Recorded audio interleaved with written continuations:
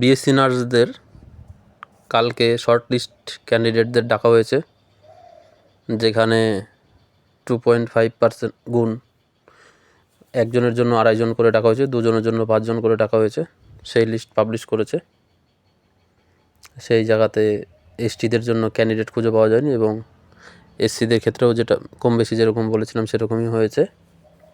ওই 1500 জন আমরা ধরেছিলাম, সেখানে 1350 জনের মতো শিডিউল কাস্টকে ডেকেছে, মানে 1350 জনের বেশি জন নেই ক্যান্ডিডেট, কোথাও কি হাজারটা সিট আছে।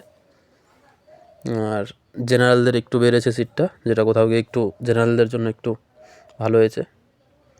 ওভারঅল এটা হয়েছে।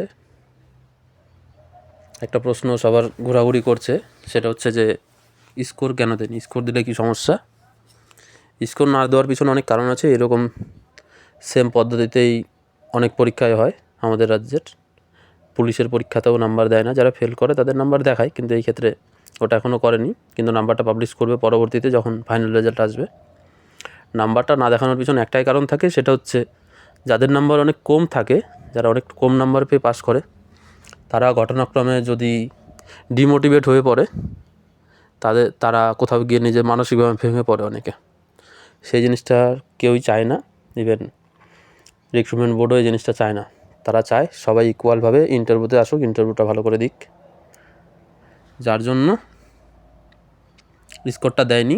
তো সেটা নিয়ে চিন্তা না করে আমার মনে হয় কোথাও গিয়ে স্কোরের কথা না ভেবে ইন্টারভিউর যে 15 নম্বর আছে সেটাতে সবাই যদি নিজেদের বেস্ট দেওয়ার চেষ্টা করে।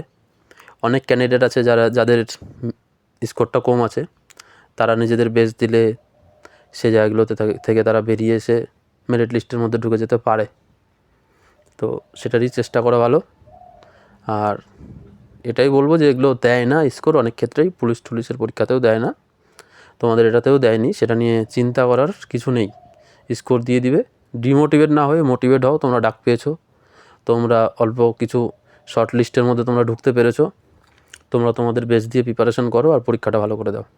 সব কিছু 1 মাসের মধ্যে খোলাসা হয়ে যাবে। তো অযথা ওই সব জিনিস না ভেবে নিজের পড়াশোনার দিকে ধ্যান দাও, কীভাবে ভালো করে ইন্টারভিউটা দিতে পারবে সেটার দিকে গুরুত্ব দাও। এটাই অনেক ভালো কিছু হবে। ধন্যবাদ।